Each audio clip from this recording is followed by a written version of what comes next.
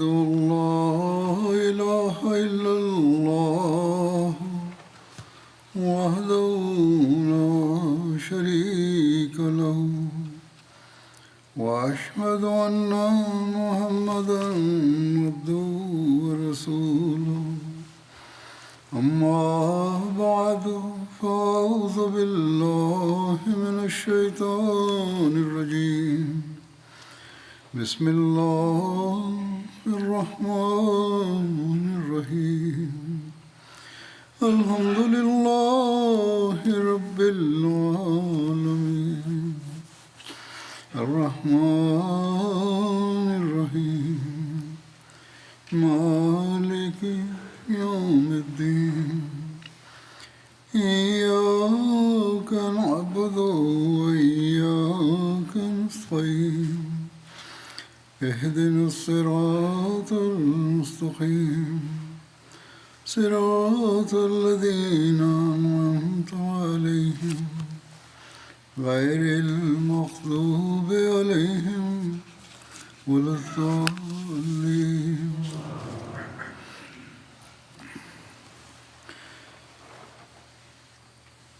حضرت مسلمہ رضی اللہ عنہ جنگ احد کے حالات کے ضمن میں بیان فرماتے ہیں کہ رسول اللہ صلی اللہ علیہ وسلم نے زخمیوں اور شہداء کو جمع کیا، زخمیوں کی مرہم پٹی کی گئی اور شہداء کے دفنانے کا انتظام کیا گیا۔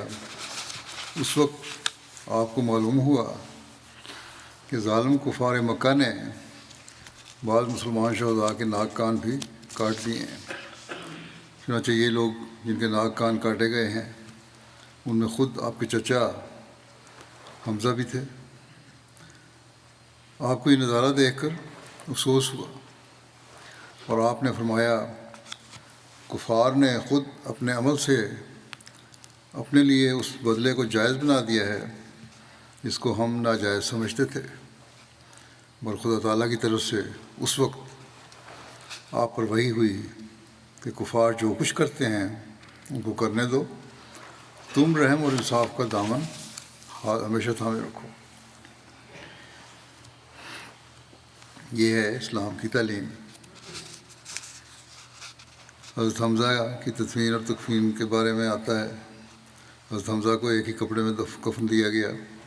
کچھ پہلے مختصر بیان کر چکا ہوں میں، جب بلکہ تفصیلی بیان کر چکا ہوں۔ جب ان کا سر ڈھانکا جاتا، بعض باتیں نہیں آئی تھیں، تو دونوں پاؤں سے کپڑا ہٹ جاتا، اور جب چادر پاؤں کی طرف کھینچ دی جاتی تو ان کے چہرے سے کپڑا ہٹ جاتا۔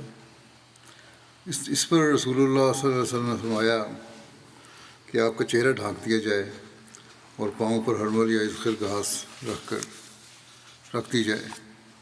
حضرت حمزہ اور حضرت عبداللہ بن جہش کو، جو کہ آپ کے بھانجے تھے، ایک ہی قبر میں دفن کیا گیا۔ نبی کریم صلی اللہ علیہ وسلم نے سب سے پہلے حضرت حمزہ کی نماز جنازہ پڑھائی۔ یہ حوالہ ہے، اور ہر نماز جنازہ پڑھنے یا نہ پڑھنے کی جو بحث ہے ان شہداء کے بارے میں، یہ گزشتہ خطبے میں بیان کر چکا ہوں۔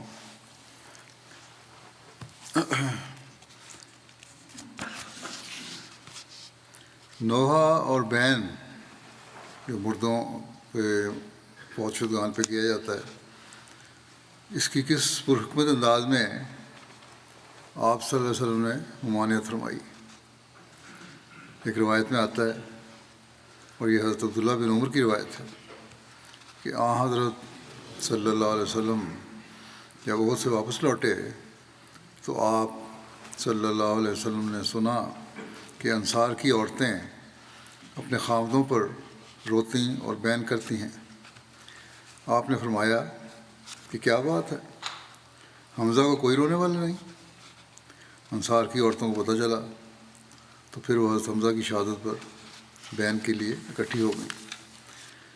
پھر نبی کریم صلی اللہ علیہ وسلم کی آنکھ لگ گئی، کچھ فاصلے پہ تھے مسجد میں ہی میرے خیال میں، اور جب بیدار ہوئے تو وہ خواتین اسی طرح رو رہی تھیں۔ نبی کریم صلی اللہ علیہ وسلم نے فرمایا کہ آج حمزہ کا نام لے کر روتی رہیں گی، یہ لوگ بند نہیں کریں گی، انہیں کہہ دو کہ واپس چلی جائیں۔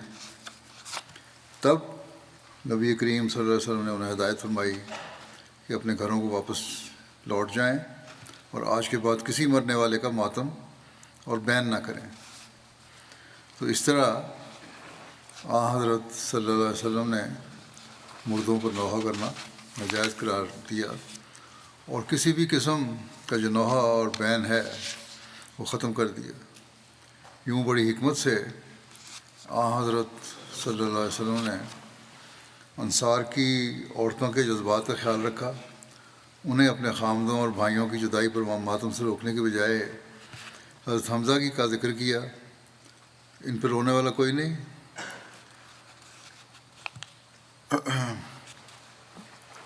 آپ صلی اللہ علیہ وسلم کو حضرت حمزہ کی شہادت اور پھر لاش کی پھرتی دیکھ کر شدید غم تھا، لیکن جب دیکھا کہ انصار عورتیں اب یہ نوحہ بند ہی نہیں کر رہی، تو پھر اس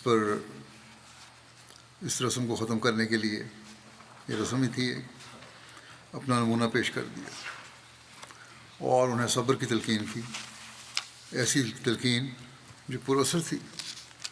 جہاں تک حضرت صلی اللہ علیہ وسلم کو حضرت حمزہ کی جدائی کے غم کا تعلق ہے، وہ آخر تک آپ کو رہا، ہمیشہ اس کا ذکر کرتے تھے۔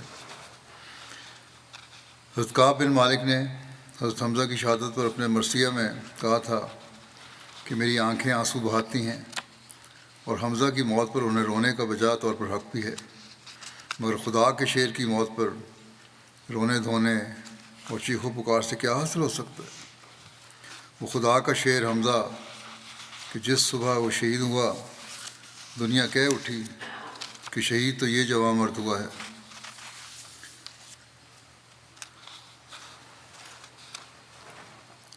حضرت مصعب کی تدفین کے بارے میں آتا ہے کہ رسول اللہ صلی اللہ علیہ وسلم جب حضرت مصعب کی نعش کے پاس پہنچے، ان کی نعش چہرے کے بل پڑی تھی۔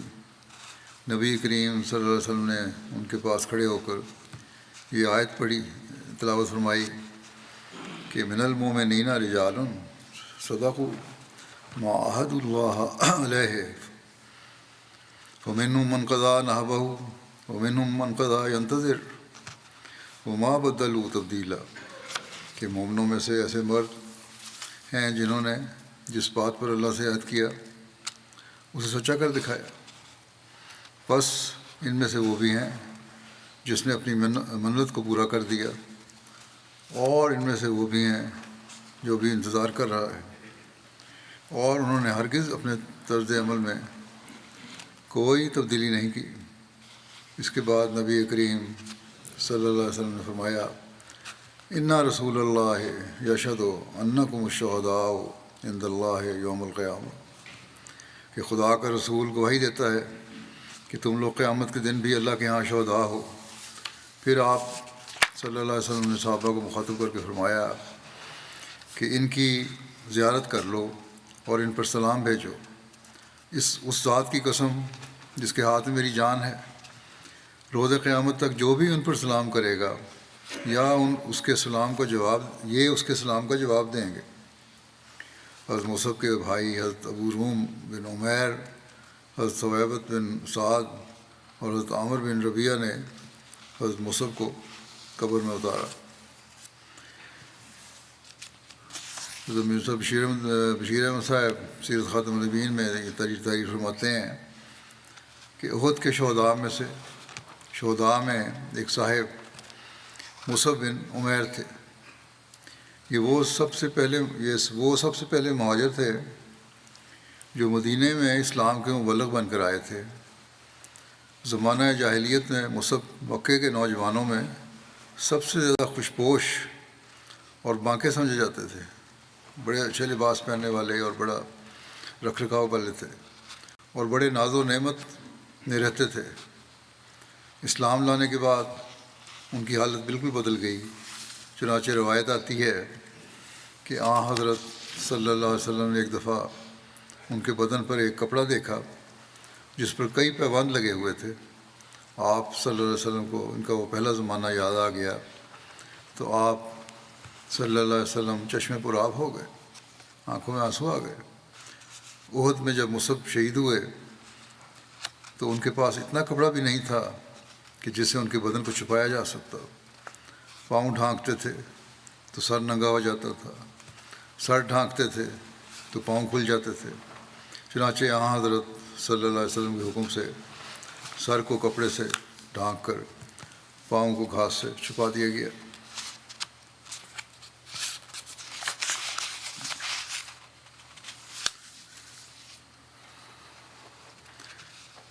احد کے دن جنگ کے بعد رسول اللہ صلی اللہ علیہ وسلم نے ایک دعا بھی کی تھی۔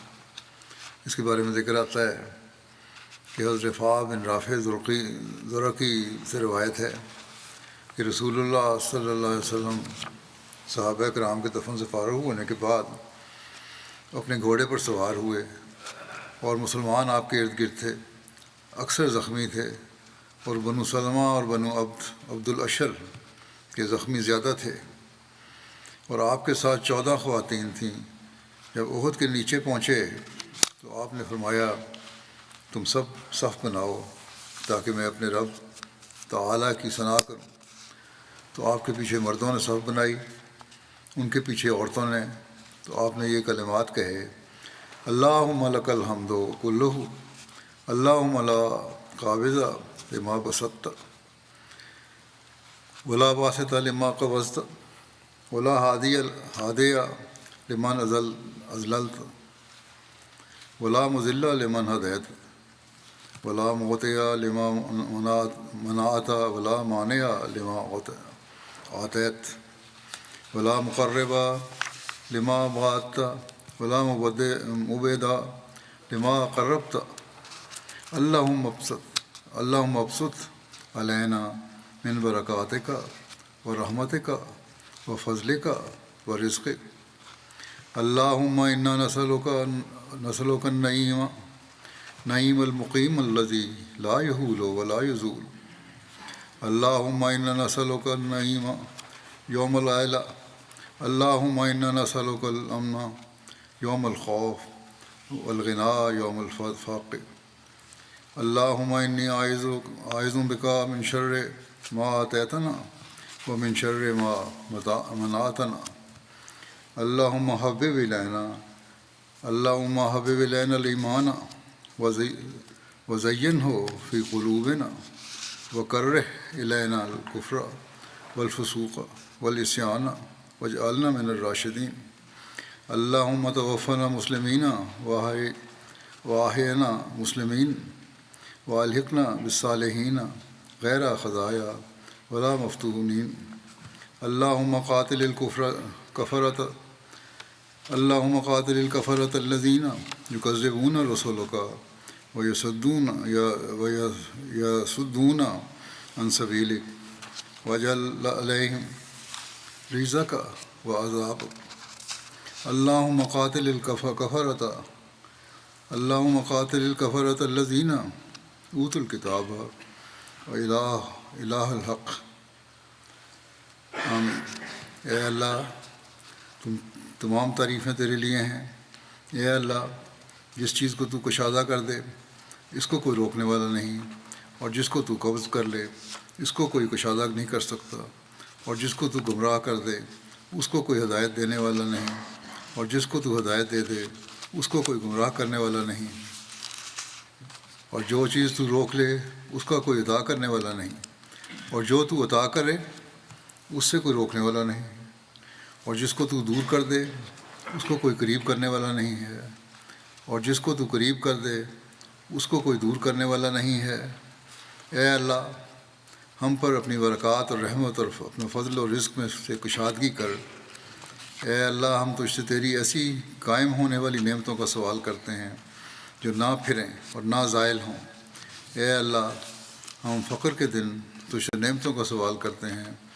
اے اللہ ہم تجھ سے خوف کے دن امن کا سوال کرتے ہیں، اور فاقے کے دن غنا کا۔ اے اللہ میں تجھ سے ان چیزوں کے شر سے پناہ مانگتا ہوں جو تو نے ہمیں عطا کی، اور اس کے شر سے جس سے تو نے ہمیں منع کیا ہے۔ اے اللہ ایمان کو ہماری طرف محبوب کر دے اور اس کو ہمارے دلوں میں مزین کر دے، اور ہماری طرف کفر، فسق اور نافرمانی کو ناپسند کر دے اور ہمیں سیدھی راہ پر چلنے والوں میں سے بنا دے۔ اے اللہ ہمیں مسلمان ہونے کی حالت میں وفات دے اور ہمیں مسلمان ہونے کی حالت میں زندہ کر، اور ہمیں نیک لوگوں کے ساتھ اس طرح لاحق کر دے کہ نہ ہم رسوا ہوں اور نہ فتنے میں پڑیں۔ اے اللہ ان کافروں کو ہلاک کر دے جو تیرے رسولوں کو جھٹلاتے ہیں اور تیرے راستے سے روکتے ہیں، اور ان پر اپنی سزا اور عذاب نازل کر۔ اے اللہ، اے معبود حق، اہل کتاب کافروں کو ہلاک کر۔ آمین۔ یہ دعا تھی جو ہم نے وہاں اس وقت سب لوگوں کو اکٹھا کر کے پڑھی۔ غزوہ احد میں صحابیات کے کردار کا میں نے پہلے بھی ذکر کیا تھا، مزید ذکر کرتا ہوں۔ غزوہ احد میں جہاں مردوں نے جان نثاری کی تاریخ رقم کی، وہاں خواتین نے بھی اسلامی لشکر کے شانہ بشانہ خدمت میں نمایاں کردار ادا کیا۔ حضرت ام سلمہ کے بارے میں روایت میں ذکر ملتا ہے کہ انہوں نے غزوہ احد میں شرکت کی تھی۔ چنانچہ حضرت مطلب بن عبداللہ بن حنطب کی روایت ہے کہ رسول اللہ صلی اللہ علیہ وسلم جس روز احد کی جانب روانہ ہوئے تو حضرت صلی اللہ علیہ وسلم نے راستے میں مدینے کے قریب ایک جگہ شیخین کے پاس رات قیام کیا، جہاں حضرت ام سلمہ ایک بھنی ہوئی دستی لائیں جس میں سے حضور صلی اللہ علیہ وسلم نے نوش فرمایا، اس طرح نبیذ لائیں اور آپ صلی اللہ علیہ وسلم نے نبیذ بھی پی۔ راوی کہتے ہیں کہ میرا خیال ہے کہ یہ حریرہ کی طرح کی کوئی چیز تھی۔ حضرت انس بیان کرتے ہیں کہ احد کے دن میں نے حضرت عائشہ صدیقہ اور اپنی والدہ ام سلیم کو دیکھا، وہ مشک میں پانی بھر بھر کر لاتی تھیں اور پیاسوں کو پلاتی تھیں۔ بخاری کی روایت میں ہے کہ حضرت انس نے بیان کیا جب احد کا دن ہوا لوگ شکست کھا کر نبی صلی اللہ علیہ وسلم سے ہٹ گئے، یعنی دور پرے چلے گئے۔ پھر راوی کہتے ہیں کہ اور میں نے حضرت عائشہ بنت ابوبکر کو دیکھا اور حضرت ام سلیم کو، اور انہوں نے اپنے کپڑے مضبوطی سے باندھے ہوئے تھے۔ میں ان دونوں کی پنڈلیوں کی پازیبیں دیکھ رہا تھا، وہ دونوں تیزی سے مشقیں لے جا رہی تھیں۔ اور اس کے علاوہ کسی دوسرے نے کہا کہ دوسری روایت یہ ہے کہ وہ دونوں اپنی کمروں پر مشقیں اٹھا کر لا رہی تھیں۔ پھر وہ دونوں لوگوں کے منہ میں ان کو اڈیلتی تھیں، یعنی پانی پلا رہی تھیں۔ پھر وہ دونوں واپس ہوتیں، انہیں بھر کے لاتیں، پھر وہ دونوں آتیں اور وہ ان کو لوگوں کے منہ میں اڈیلتیں۔ حضرت ابو سعید خدری کی والدہ ام سلیت بھی دور سے پانی کی مشکیزیں بھر بھر کر لاتیں اور دوسری طرف زخمیوں اور پیاسوں کو پانی پلاتیں۔ حضرت ام عطیہ نے بھی یہی خدمات سر انجام دیں، مگر کچھ دیگر مسلم خواتین باقاعدہ نیزہ اور تلوار ہاتھ میں لے کر دشمنوں سے دو بدو جنگ بھی کرتی رہی ہیں۔ ان میں سے ایک حضرت ام عمارہ ہیں، جیسا کہ گزشتہ خطبے میں بیان کر چکا ہوں کہ جب انہوں نے ابن قمیہ کو رسول اللہ صلی اللہ علیہ وسلم پر حملہ آور ہوتے دیکھا تو بلا خوف و خطر عرب کے اس شاہ سوار کے سامنے مقابلہ کے لیے ڈٹ گئیں اور اس پر متعدد حملے کر کے اسے پسپائی پر مجبور کر دیا۔ ابن ابی شیبہ اور امام احمد بن حنبل نے عبداللہ بن مسعود سے روایت کیا ہے کہ احد کے دن عورتیں مسلمانوں کے پیچھے مشرکین کے زخمی لوگوں کو موت کے گھاٹ اتارتی تھیں۔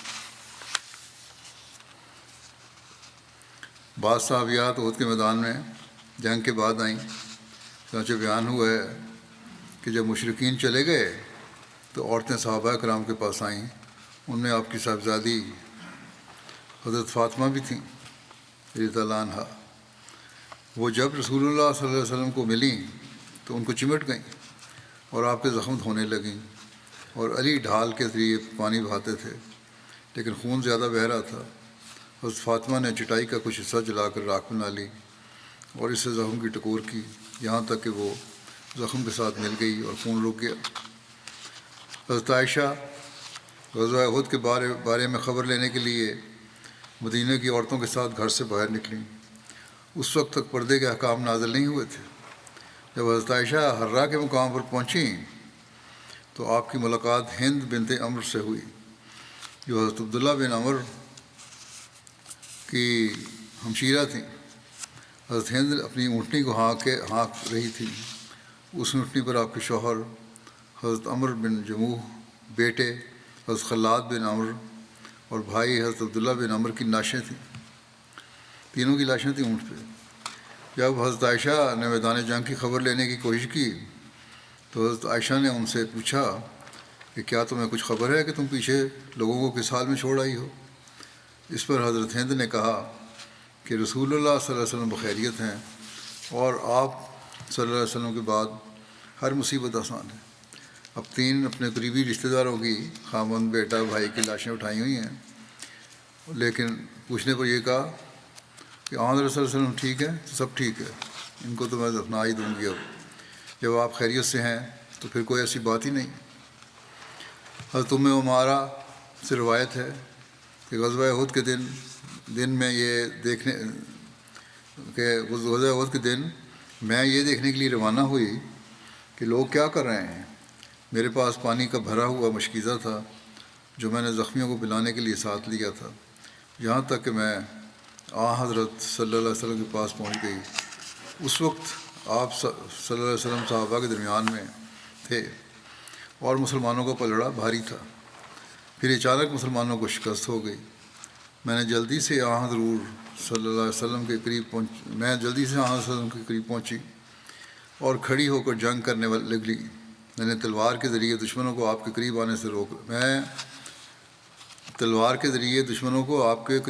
روک رہی تھی، ساتھ ہی میں کمان سے تیر بھی چلا رہی تھی، یہاں تک کہ اسی میں خود بھی زخمی ہو گئی۔ ایک سیرت نگار نے بیان کیا ہے کہ جس عورت نے جنگ احد میں جنگ کی اور شکست کے وقت رسول اللہ صلی اللہ علیہ وسلم کی حفاظت کے لیے بہادری کی حد تک پہنچی ہوئی تیر اندازی کی، وہ حضرت ام عمارہ تھیں۔ عمارہ نصیبہ مازینیہ تھیں۔ نصیبہ مازینیہ یعنی حضرت ام عمارہ کے سوا کسی عورت کے متعلق ثابت نہیں کہ اس نے احد کے روز جنگ میں شرکت کی ہے۔ حام اور رخین نے بیان کیا ہے کہ مسلمانوں کی کچھ عورتیں مشرکین کے ہٹ جانے کے بعد مدینے سے میدان کارزار کی طرف گئیں اور انہوں نے زخمیوں کی امداد کرنے اور پانی پلانے وغیرہ میں حصہ لیا۔ ان عورتوں میں حضرت نبی کریم صلی اللہ علیہ وسلم کی بیوی حضرت عائشہ اور آپ کی بیٹی فاطمہ الزہرا شامل تھیں۔ بخاری نے ایک راوی کو روایت کیا ہے کہ میں نے حضرت عائشہ اور حضرت ام سلیم کو دیکھا، یہ دونوں تیزی سے پانی کی مشکیزوں کو اپنی پشت پر اچھالتیں اور لوگوں کے منہ میں پانی ڈالتیں، پھر واپس آ کر انہیں بھرتیں، پھر آتی ہیں اور لوگوں کے منہ میں پانی ڈالتیں۔ ایک مصنف لکھتا ہے کہ گھمسان کے رن کے وقت مسلمانوں کی کچھ عورتیں امدادی کارروائی کے لیے تیار ہوئیں۔ ان عورتوں میں رسول کریم صلی اللہ علیہ وسلم کی دایا حضرت ام ایمن بھی شامل تھیں۔ مورخین نے بیان کیا ہے کہ جب مسلمانوں کی شکست خوردہ پارٹی نے مدینہ میں داخل ہونے کا ارادہ کیا تو حضرت ام ایمن انہیں ملیں اور آپ ان کے چہرے پر مٹھیوں سے مٹی ڈالنے لگیں اور بعض کو زجر و توبیخ کے طور پر کہنے لگیں، بڑا ڈانٹ ٹپٹ کی ان سے کہ یہ تکلا لو، یعنی تکلا وہ جس سے عورتیں سوت کاٹتی ہیں، دھاگے بناتی ہیں، اور اپنی تلوار لاؤ، یعنی تلواریں ہمیں دے دو اور تم ہمارے عورتوں والے کام کرو، تم لڑ نہیں سکتے۔ تو اس کے بعد تیزی سے میدان جنگ پہنچ گئی۔ حضرت ام ایمن زخمیوں کی امداد کے لیے تیار ہوتی تھی، جبکہ لڑائی رسول اللہ صلی اللہ علیہ وسلم کی تیزی سے ہوتی تھی، حتیٰ کہ انہیں امدادی کارروائی کے دوران مشرکین کے تیر بھی لگتے تھے۔ ابن اسیر کی کتاب الکامل فی التاریخ میں ہے کہ حضرت ام ایمن فوج میں زخمیوں کو پانی پلا رہی تھیں کہ حبان بن عریقہ نے آپ کو تیر مارا تو آپ گر پڑیں اور برہنہ ہو گئیں۔ تو دشمن خدا جو ہے بہت ہنسا اس پہ۔ رسول کریم صلی اللہ علیہ وسلم کو یہ بات بڑی گراں گزری۔ آپ نے حضرت سعد بن ابی وقاص کو ایک تیر دیا جس کا پھل نہ تھا اور فرمایا اسے مارو۔ حضرت سعد نے اسے مارا تو وہ تیر حبان کے سینے میں جا لگا اور اچت ہو کر گر پڑا حتیٰ کہ برہنہ ہو گیا، اور رسول کریم صلی اللہ علیہ وسلم اس پر مسکرائے۔ آپ نے فرمایا سعد نے ایمن کا قصاص لے لیا ہے۔ ایک سیرت نگار نے لکھا ہے کہ خاتمہ جنگ پر کچھ مومن عورتیں میدان جہاد میں پہنچیں، چنانچہ ایک سیرت نگار نے لکھا ہے کہ یہ جلیل القدر خواتین اس وقت میدان جنگ میں گئیں جب مسلمانوں نے مشرکوں کا تعاقب شروع کر دیا تھا اور انہیں فتح کے آثار نظر آنا شروع ہو گئے تھے۔ مختصر یہ ہے کہ مسلم خواتین میدان احد کی طرف اس وقت گئی ہوں گی کہ نمبر ایک جو امکانات ہی ہیں کہ جب مسلمانوں کی فوج میں تو باقاعدہ شامل نہیں تھیں، جب مسلمانوں کی ابتدائی فتح کی خبر مدینہ پہنچی تو یہ خبر سن کر وہ احد کی طرف آئی ہوں گی، لیکن تب تک میدان جنگ کا نقشہ بدل چکا تھا، لہذا مسلمان عورتوں نے بھی میدان جنگ میں حصہ لیا۔ دوسرے یہ بھی قرین قیاس ہے کہ جب نبی کریم صلی اللہ علیہ وسلم کی شہادت کی خبر پہنچی ہوگی تو یہ جانثار خواتین بھی بے قرار ہو کر احد کی طرف چلی آئی ہوں گی، اور پھر وہ جنگ کے اس آخری مرحلے میں شامل ہوئی ہوں گی جس میں ایک طرف دفاعی حملہ جاری تھا اور دوسری طرف زخمیوں کی مرہم پٹی کا کام شروع تھا، اور اللہ بہتر جانتا ہے۔ غزوہ احد کا واقعہ بیان کرتے ہوئے حضرت سعد بیان کرتے ہیں کہ احد کے دن نبی کریم صلی اللہ علیہ وسلم نے ان کے لیے اپنے والدین کو اکٹھا کیا۔ انہوں نے کہا کہ مشرکوں میں سے ایک آدمی تھا جس نے مسلمانوں میں آگ لگا رکھی تھی۔ نبی صلی اللہ علیہ وسلم نے یعنی حضرت سعد سے فرمایا تم تیر چلاؤ، تم پہ میرے ماں باپ قربان ہو۔ یعنی ماں باپ والدین کو اکٹھا کیا، مراد یہ ہے کہ آپ نے کہا تم پہ میرے ماں باپ قربان ہو۔ حضرت سعد کہتے ہیں میں نے وہ تیر جس کا پھل نہیں تھا اس کے پہلو میں مارا، جس کی وجہ سے وہ مر گیا اور اس کا سطر کھل گیا، اور میں نے دیکھا کہ نبی کریم صلی اللہ علیہ وسلم ہنس پڑے۔ ایک دوسری روایت میں یہ واقعہ یوں بیان ہوا ہے کہ اس مشرک نے اس کا نام بعض تاریخی کتابوں میں حبان بتایا جاتا ہے، ایک تیر چلایا جو حضرت ایمن کے دامن میں جا لگا جبکہ وہ زخمیوں کو پانی پلانے میں مصروف تھیں۔ اس پر حبان ہنسنے لگا۔ رسول اللہ صلی اللہ علیہ وسلم نے حضرت سعد کو ایک تیر پیش کیا، وہ تیر حبان کے حلق میں جا لگا اور وہ پیچھے گر پڑا جس سے اس کا ننگ ظاہر ہو گیا۔ اس پر رسول اللہ صلی اللہ علیہ وسلم مسکرا دیے۔ دراصل نبی کریم صلی اللہ علیہ وسلم کی یہ خوشی اور مسکراہٹ اللہ کے اس احسان پر تھی کہ اس نے ایک خطرناک دشمن کو ایک ایسے تیر سے راستے سے ہٹایا جس کا پھل بھی نہیں تھا، سیدھا ایک سوٹی تھی، اس نے اس کو مار دیا۔ ایک مصنف نے حضرت صلی اللہ علیہ وسلم کی شجاعت اور فراست کا ذکر کرتے ہوئے لکھا ہے کہ جب خالد بن ولید کی قیادت میں قریشی شاہ سوار عبداللہ بن جبیر اور ان کے شہید ساتھیوں کو شہید کرتے ہوئے اسلامی لشکر کی پشت پر نمودار ہوئے، یعنی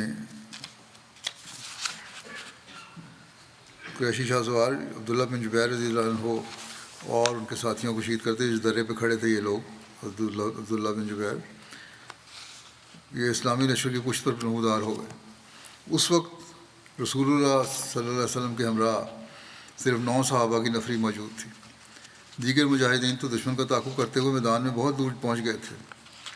رسول اللہ صلی اللہ علیہ وسلم نے جو ہی خالد بن ولید اور قریشی شاہ سواروں کو دیکھا تو فوری طور پر ایک دلیرانہ فیصلہ کیا، ورنہ بہت آسان تھا کہ آپ پر ابھی شاہ سواروں کی نگاہ نہیں پڑی تھی اور آپ پہلے خود کو محفوظ پناہگاہ کی طرف لے جاتے، لیکن ایسے میں اسلامی لشکر کا بے شمار نقصان ہونا لازمی تھا۔ اپنے آپ کو محفوظ کر سکتے تھے لیکن اپنی حفاظت میں اسلامی لشکر کا نقصان ہو سکتا تھا، اس لیے آپ نے فیصلہ یہ کیا، آپ نے فرار کا راستہ اپنانے کے بجائے بلند آواز میں نعرہ لگایا تاکہ اسلامی لشکر سن کر پشت کو دیکھے۔ تو ایسے میں جب کہ اسلامی لشکر میدان میں بہت آگے تھا، ان سے پہلے قریشی شاہ سواروں تک آپ کو آواز کا پہنچنا بھی لازم تھا۔ آزمائش کی اس گھڑی میں رسول اللہ صلی اللہ علیہ وسلم کی عبقریت اور بے مثال شجاعت، یعنی عجیب و غریب قسم کی اور بے مثال شجاعت جو ہے نمایاں ہوئی، کیونکہ آپ نے اپنی جان کو خطرے میں ڈال کر صحابہ کرام کی جان بچانے کا فیصلہ فرمایا تھا اور نہایت بلند آواز سے صحابہ کو پکارا، اللہ کے بندو ادھر۔ آپ کی آواز پورے میدان میں گونج گئی تھی۔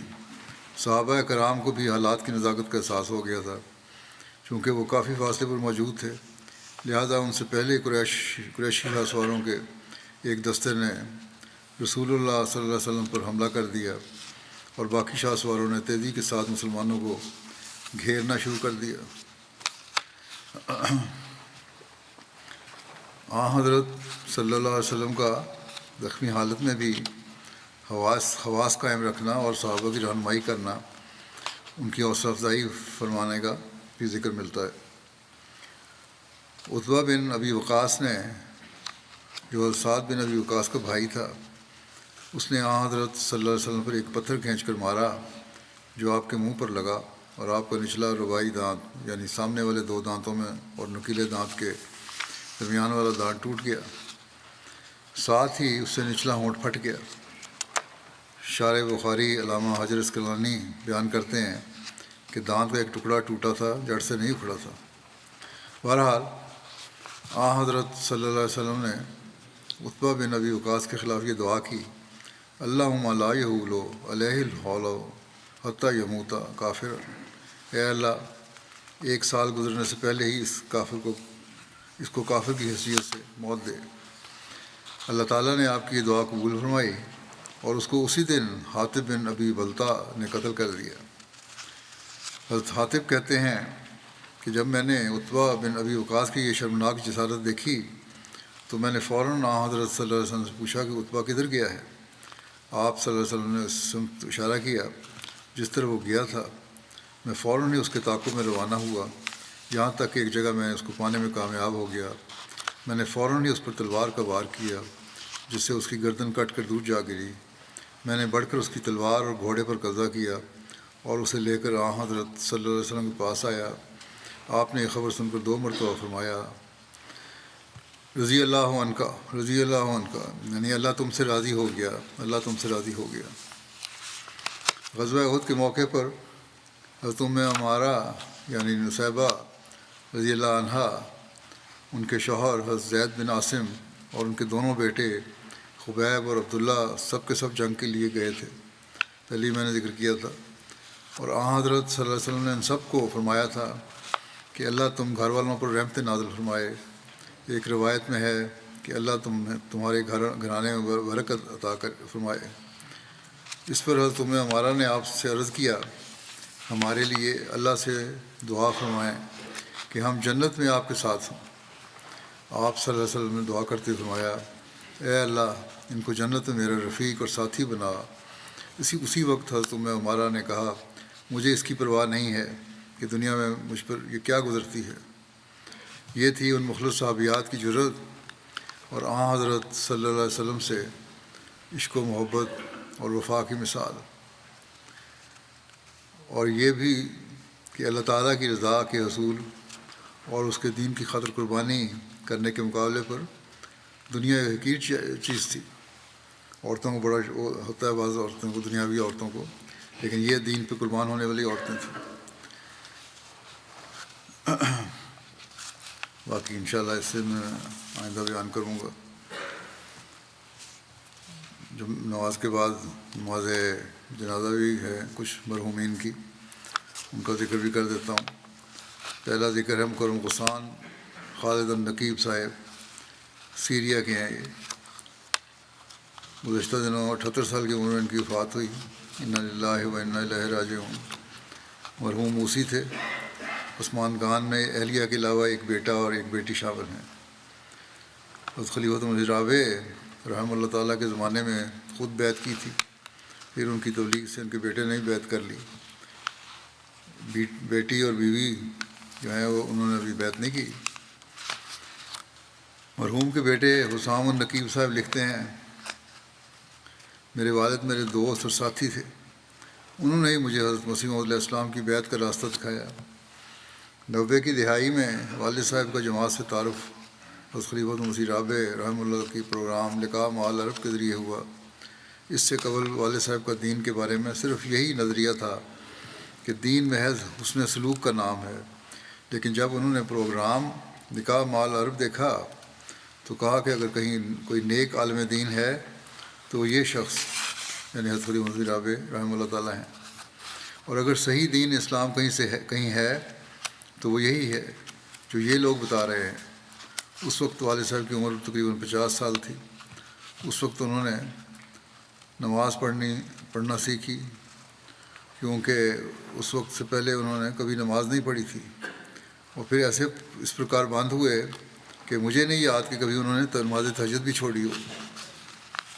کہتے ہیں کہ والد صاحب نے 2003 میں بیعت کی، پھر ایک ماہ بعد انہوں نے مجھے بھی قائل کر لیا۔ مسیح رابع کی زندگی کے آخری دنوں کی بات ہے یہ۔ عبداللہ بھٹی صاحب مربی سلسلہ کے ذریعے پھر لکھتے ہیں کہ لیے جب والد صاحب نے نظام وصیت کے بارے میں سنا تو فوراً نظام وصیت میں شامل ہو گئے۔ اس وقت انہیں کہا گیا کہ پہلے رسالہ الوصیت پڑھ لیں۔ انہوں نے جواب دیا کہ میں وہ تو لازمی پڑھوں گا اور اسے سمجھنے کی کوشش بھی کروں گا، لیکن اس سے میری اس نظام سے محبت اور اس سے منسلک ہونے کے جوش میں کوئی تبدیلی نہیں آئے گی، بلکہ اس کا مطالعہ مجھے اس میں یقین میں مزید بڑھائے گا۔ مجھے یقین تو پہلے ہی ہے اس کے حق ہونے پر۔ جب سے والد صاحب کا جماعت سے تعارف ہوا، جماعت کے لٹریچر میں سے جو کچھ بھی انہیں ملتا اس کا مطالعہ کرنے کی کوشش کرتے اور پھر اسے سمجھ کر کمپیوٹر پر اپنے طریقے سے اس کے بارے میں لکھ لیتے، اپنے نوٹس بناتے۔ کہتے ہیں مجھے اکثر کہا کرتے تھے کہ اللہ تعالیٰ مجھے اتنی عمر دے دے کہ میں حضرت مسیح علیہ السلام اور آپ کے خلفاء کے تمام لٹریچر کو پڑھ سکوں، تاکہ جو کچھ میں نے گزشتہ زندگی میں کھویا ہے اس کا تدارک کر سکوں۔ مرحوم کو حضرت مسلم موعود رضی اللہ عنہ کی تفسیر کبیر سے عشق تھا اور اسے انہوں نے متعدد بار پڑھا۔ جب کبھی یہ بیٹا کہتا ہے کہ مجھے کسی مضمون کے بارے میں کوئی ضرورت پیش آتی تو والد صاحب اس مضمون کو مکمل تفصیل کے ساتھ مجھے حضرت مسیح موعود علیہ السلام اور حضرت مسلم موعود رضی اللہ عنہ اور خلفائے اکرام کی کتب سے نکال کر دے دیتے۔ مرحوم خطبہ جمعہ کے ترجمے کی نظر ثانی کا کام بھی کیا کرتے تھے، یہاں سے جو میرا لائیو خطبہ جاتا ہے۔ اس طرح عربک دیس کی طرف سے دیے گئے نظر ثانی کے کاموں میں بسا اوقات گھنٹوں بیٹھے رہتے۔ کہتے ہیں کبھی میں کہتا کہ آرام کریں تو جواب دیتے کہ مجھے تو جماعت کے کام میں ہی آرام ملتا ہے۔ حضرت مسیح موعود علیہ السلام اور آپ کے خلفاء کی کتب کے ترجمہ کی نظر ثانی کے دوران اکثر ان کی آنکھیں بھر آتی تھیں۔ جب بیعت کی تو حضرت مسیح موعود علیہ السلام کے ایک صحابی کا واقعہ سنایا کہ وہ بیعت کر کے اپنے گاؤں آئے تو ہر گھر کا دروازہ کھٹکھٹایا اور سب کو مسیح موعود علیہ السلام کے آنے کی خبر دی۔ اس کے بعد والد صاحب کا بھی یہی طریق تھا کہ جو شخص بھی ان سے ملتا، چاہے 5 منٹ کے لیے ہی کیوں نہ ملا ہو، وہ اس کو مسیح موعود علیہ السلام کے آنے کے بارے میں ضرور بتا دیتے تھے۔ کہتے تھے کہ میرا کام مسیح موعود کی آمد کی خوشخبری سنانا ہے، اگر کسی کو سمجھ آ گئی تو ٹھیک ہے، نہ آئی تو کم از کم میں نے بیج تو پھینک دیا ہے۔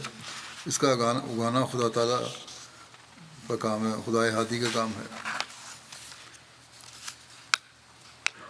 سیریا کے وسیم محمد صاحب ان کے بارے میں لکھتے ہیں کہ جمعہ کے بعد مرحوم دل مو لینے والے اسلوب سے درس دیا کرتے تھے۔ 2019 سے 2022 تک انہوں نے سیکٹری اشاعت کے طور پر خدمت کی۔ مرحوم کو حضرت مسیح موعود علیہ السلام کی کتب پڑھنے کا بہت شوق تھا، بلکہ خود ہی حضرت مسیح موعود علیہ السلام کی کتب میں آنے والے مشکل الفاظ کے معنی اور شرح لکھتے رہتے تھے۔ حضرت مسلم موعود رضی اللہ عنہ کی تفسیر کبیر کے ترجمہ کا مطالعہ کر کے اس میں سے قصص الانبیاء کو الگ نکال کر قدر اختصار کے ساتھ ایک کتابی شکل میں پیش کیا، جو جماعت کی عربی ویب سائٹ پر موجود ہے، اور افراد جماعت احمدیہ اور خصوصاً بچے اس سے بہت استفادہ کرتے ہیں۔ عبادہ پربوش صاحب کہتے ہیں، رسالہ تقویٰ کے ایڈیٹر ہیں، کہ مرحوم بے شمار خوبیوں کے مالک تھے۔ خلافت کے ساتھ غیر معمولی محبت اور وفا کا تعلق تھا۔ بڑھاپا اور اپنی ملازمت ہونے کے باوجود مرحوم رضاکارانہ طور پر رسالہ تقویٰ میں خدمت بجا لاتے، اور جب بھی کوئی ذمہ داری دی جاتی تو اسے اپنے لیے سادہ سمجھتے تھے۔ 7 سال مرحوم نے رسالہ تقویٰ کے پرانے شمارے ٹائپ کرنے اور ان کو کمپیوٹرائز کرنے میں ہماری بہت مدد کی ہے۔ اللہ تعالیٰ مرحوم سے مغفرت اور رحم کا سلوک فرمائے، درجات بلند فرمائے، ان کے بچوں کے حق میں ان کی دعائیں قبول فرمائے۔ دوسرا ذکر ہے عزیزہ نوشابہ مبارک اہلیہ عزیزم جلیس احمد مربی سلسلہ، جو یہیں شعبہ آرکائیو میں اور الحلقہ میں ہے، ان کی اہلیہ تھیں۔ گزشتہ دنوں پاکستان سے واپس آتے ہوئے روا اور لاہور کے درمیان ایک حادثے کا شکار ہو گئیں اور وفات ہو گئی ان کی۔ انا للہ و انا الیہ راجعون۔ ان کی پسماندگان میں میاں اور والدین کے علاوہ 4 بھائی اور 2 بہنیں ہیں۔ مرحومہ کی وصیتی کارروائی ہو رہی تھی کہ اچانک وفات ہو گئی ہے۔ بہرحال وہ کارروائی تو ہو رہی ہے، انشاءاللہ وصیت تو ہو جائے گی ان کی، اس لحاظ سے موسیاں ہیں۔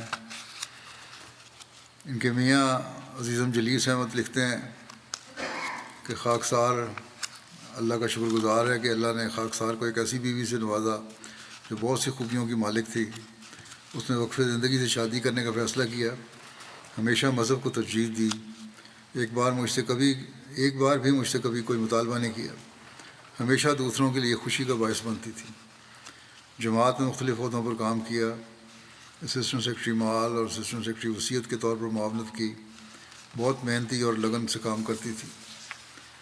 کہتے ہیں کہ میرے کام میں بھی میری مدد کی، کبھی میری جماعتی کام پر اعتراض نہیں کیا، اس نے کبھی مطالبہ نہیں کیا، در حقیقت وہ وقف کی روح کو صحیح معنوں میں سمجھتی تھی۔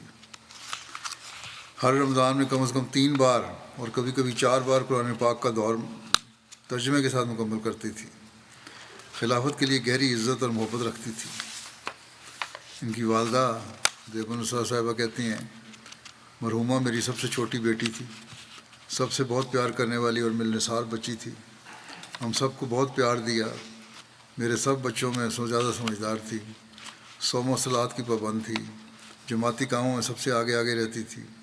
حافظ آباد کے گاؤں پیر کوٹ ثانی میں صدر لجنہ تھی تو کام میں بہت مدد کرتی تھی، روا آ کر بھی جماعتی کاموں میں مدد کی۔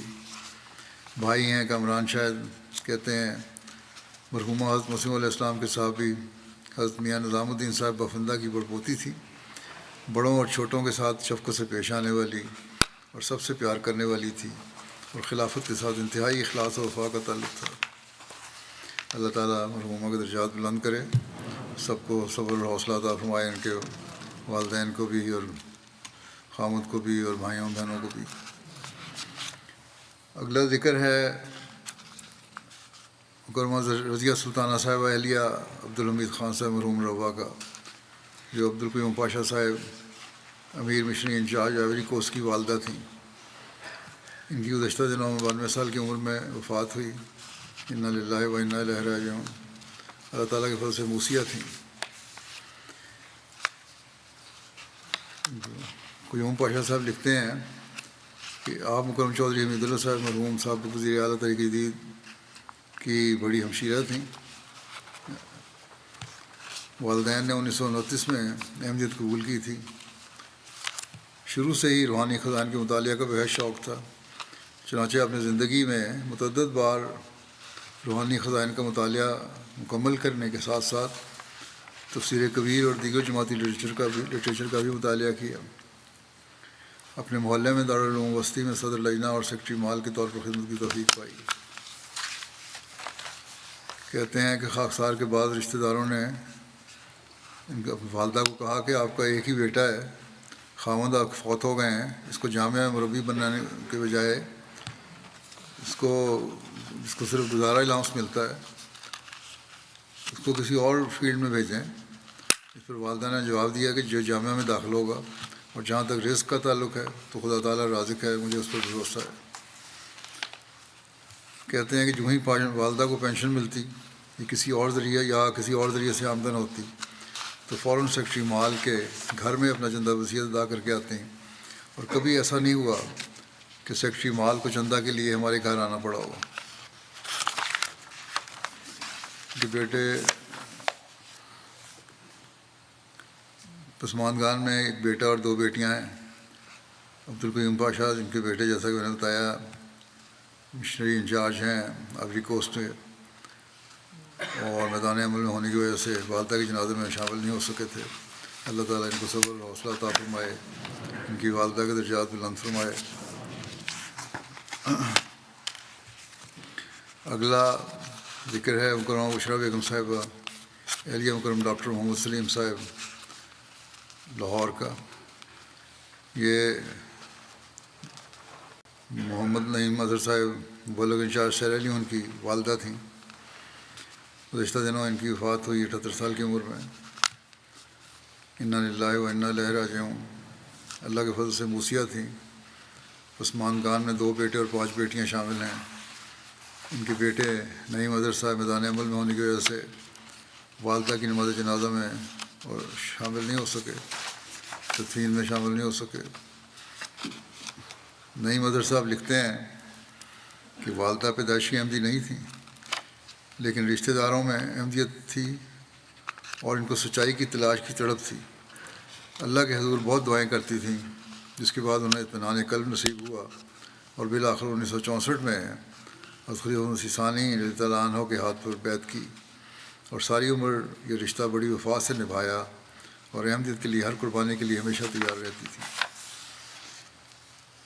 اللہ تعالیٰ کے فضل سے بہت دعا گو، 5 وقتہ نمازوں کے علاوہ تہجد گزار، باہمت اور بلند حوصلہ بہادر خاتون تھیں. خاموشی سے تکلیف کو برداشت کر لیتی تھیں مگر زبان پر شکوہ نہیں لاتی تھیں. خلیفہ وقت کی ہر مالی قربانی کی تاریخ میں بڑھ چڑھ کر حصہ لیتی تھیں. جماعتی چندہ باقاعدگی سے اول وقت میں ادا کر دیتی تھیں اور بعد میں اضافی چندے بھی دیا کرتی تھیں. ہر ضرورت مند کے حس کو حسب استطاعت مدد کرتیں اور کبھی بھی کسی کو خالی ہاتھ نہیں لوٹاتی تھیں. اللہ تعالیٰ مرحومہ سے مغفرت اور رحم کو سلوک فرمائے، ان کی دعائیں بھی ان کے بچوں کے حق میں قبول فرمائے. اگلا ذکر ہے مکرم رشید احمد چودھری صاحب کا. یہ ناروے کے تھے. چودھری غلام حسین صاحب اوورسیر کے بیٹے تھے. ان کی گزشتہ دنوں 82 سال کی عمر میں وفات ہوئی ہے. انا للہ و انا الیہ راجعون. اپنی بیماری کا بڑی ہمت اور بہادری اور صبر سے مقابلہ کیا. کچھ عرصے سے کافی بیمار تھے. ان کے والد چودھری غلام حسین صاحب اوورسیر نے 1926 میں خود قادیان جا کر حضرت مسیح ثانی رضی اللہ عنہ کے ہاتھ پر بیعت کا شرف حاصل کیا تھا اور بعد زندگی وقف کر دی. ان کو دارالقضاء قادیان اور روا میں قاضی کے طور پر خدمت بجا لانے کی توفیق ملی. اسی طرح مرکزی عمارات کی تعمیر و نگہداشت کے سلسلے میں بھی خدمت کی توفیق پائی. چودھری رشید صاحب کو بھی اپنے والد صاحب کے ساتھ روا میں ابتدائی دنوں میں کام کرنے کا بہت موقع ملا. خلافت ثانیہ اور خلافت ثالثہ کے ادوار میں بھی قصر خلافت اور دیگر عمارتوں، جماعتی عمارتوں میں الیکٹریشین کے طور پر انہوں نے بہت کام کیا. ناروے چلے گئے 1970 میں. وہاں جماعتی خدمات میں ہمیشہ پیش رہے.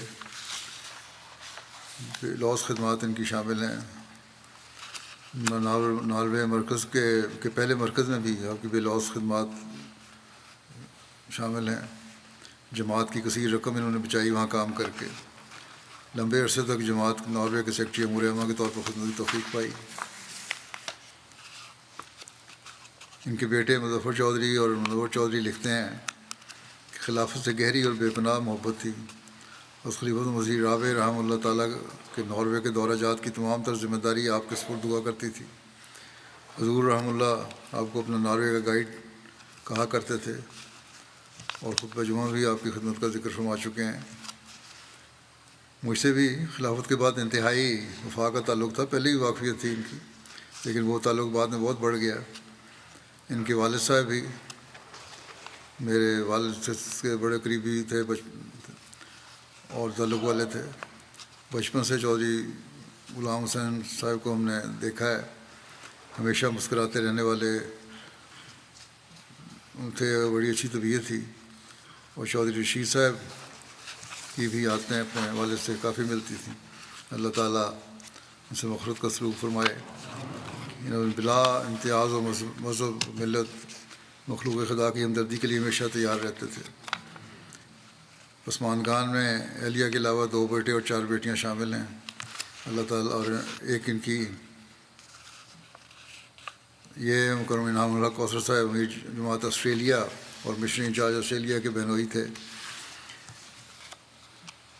اللہ تعالیٰ سب کو صبر و حوصلہ عطا فرمائے. نماز کو جیسا میں نے کہا، نماز کے بعد ان کا نماز جنازہ پڑھاؤں گا.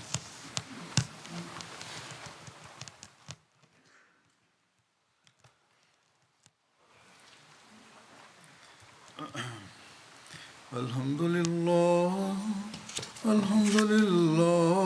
نحمده ونستعينه ونستغفره ونؤمن به ونتوكل عليه ونعوذ بالله من شرور أنفسنا ومن سيئات أعمالنا من يهده الله فلا مضل له ومن يضلل فلا هادي له ونشهد أن لا إله إلا الله ونشهد أن محمدا عبده ورسوله عباد الله رحمكم الله إن الله يأمر بالعدل والإحسان وإيتاء ذي القربى وينهى عن الفحشاء والمنكر